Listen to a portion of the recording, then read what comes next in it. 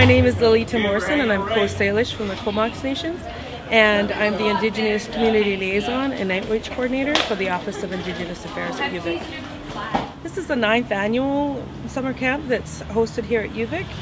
So it is the 5th year that the Royal Bank of Canada has funded this program, and next year is our final year of funding for the program. Previous to that, it was run out of co-op students coordinating it and putting it together. So does UVic fund it at all? Is it sort of a partnership, or they just provide the facilities and the reds? No, it's fully funded by the Royal Bank of Canada. They provide $50,000 a year for the program, and so once a child is here, once one of the youth are here, it's from grade 8 to 12 students from BC. There's a $50, yes, non-refundable fee, and often bands and school districts will pay that $50 fee to ensure that they get here. The School District 61, Victoria School District, always sponsors for every student that comes to the summer camp for their registration fee. So how has the camp changed from year to year, to your mind? I think it just keeps evolving. We really pay attention to the evaluation from the youth and from the chaperones. The chaperones are all UVic students from different disciplines, and so they provide a lot of valuable feedback in how we can improve things and so forth. It's really a jam-packed schedule from morning till night, and that's a challenge to keep that many youth entertained and happy and cared for. So I think it just keeps getting better every year based on feedback from participants and from chaperones. So the students stay right in residence while they're here, and we provide them with UVic food cards and an affiliate student card. So they actually have a UVic student number now. So if they return to students, they will always have that student number.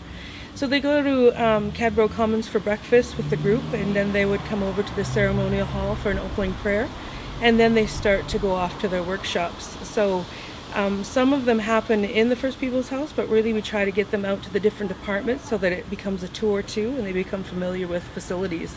So far they've been to engineering, computer science, HSD. Tomorrow they're going to work with the Vikes team.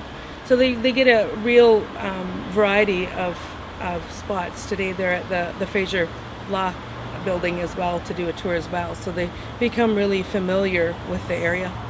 How would you like to see the camp evolve in the future? I would just like to, every year it becomes harder to choose students. There's a big need out there.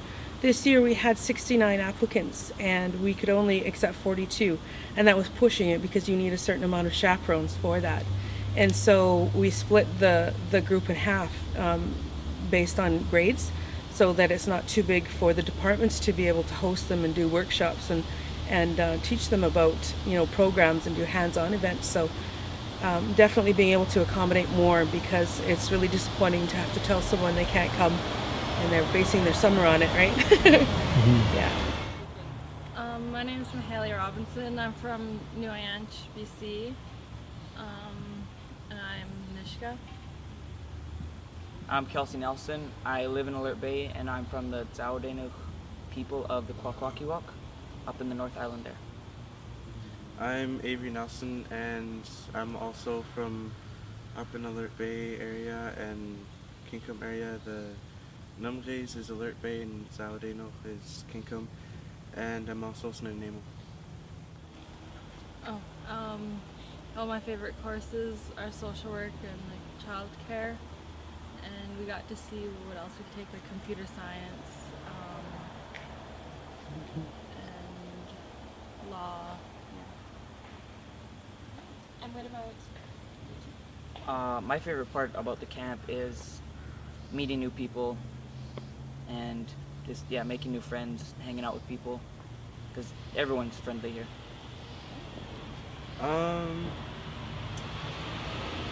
Well, yeah, it's pretty much the same as both of them, meeting new people. It's really fun, and I don't know, it's just sometimes I wish that it could be longer. What the ambassadors do is kind of set a leadership role for the other campers, and we'll speak on behalf of some of the chaperones when they'll ask us to tell people where we're going, and maybe sometimes we'll even lead the way to some places that we know on the campus. And we would also speak on behalf of the chaperone sometimes if they're kind of busy or if they just want us to say something. So camp ends tomorrow. How are you guys feeling about that? Ready to go? Sad? Well, I'm sad because we made a lot of good friends and chaperones are cool. But I'm kind of looking forward to seeing my family. Yeah, it's really sad because, halfway through the week, that's when you usually start becoming really good friends with people here. And that gives you only like 3 days or 2.5 to just, hang out with them. Yeah, it's also kind of sad because, well, it's a lot of fun hanging out with friends and having good laughs, having good jokes and stuff, and yeah, gonna miss everybody. What's the most important thing you think you learned this year at camp? To me, it's probably other cultures, learning new songs and stories. It's just really interesting.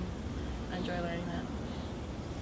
Yeah, just learning about other people's cultures and their teachings, and just how to respect people in their territory. Yeah, same with culture and also respecting others.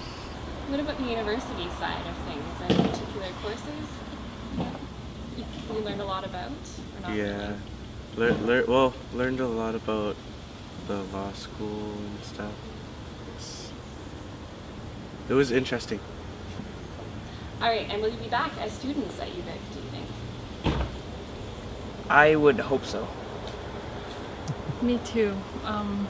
It just opened my eyes to see all the opportunities here and makes me want to come back to UVic. For me, yes, because I also just live down the road from here. And I'm just really interested in a lot of stuff here. My name is Ron George. I'm from Cowichan, so I come here as elder in residence with UVic, First People's House, and with all of our Mini-University kids for this week. They're awesome. So as elder in residence, what does that entail for Mini-University? What's your primary job? I feel that it's, how should I put it? It's a sense of community, sense of coming home, a place to listen, a place sometimes you gotta lend a shoulder, and it's a place of hearing the songs and hearing the drums. It's a sense of, what is that other feeling that I have? Family coming together, and it's a sense of sitting down and having a bite to eat and sharing teachings or songs. It's a sense of just being you, the richness of who you are, the strength of who you are, the medicines of who you are. So everyone has a gift, everyone has a skill, and they're all so hungry for it. So, yeah, that's the sense and feeling that I have. I think the camp and where we go, I think of one place we went out whale watching yesterday. I think we should have our own people, Indian guides out there, and do the history of all the islands and the names of all the animals and the whales, and so every point, every place, every island had a history and had a village. And I hear of elders talk about that's where my name came from, Discovery Island or Chatham Island, or I hear them talk about, and my grandfather was one of them. He used to remember the longhouse at the end of Johnson Street Bridge. So there's places like that. It's just very, very historical yet to our people. And even just the sense of where the Parliament building is, where our people used to have their villages and that. So something like that, I think that one could be really improved. Yeah. As far as on campus or on the university grounds, they're just so receptive.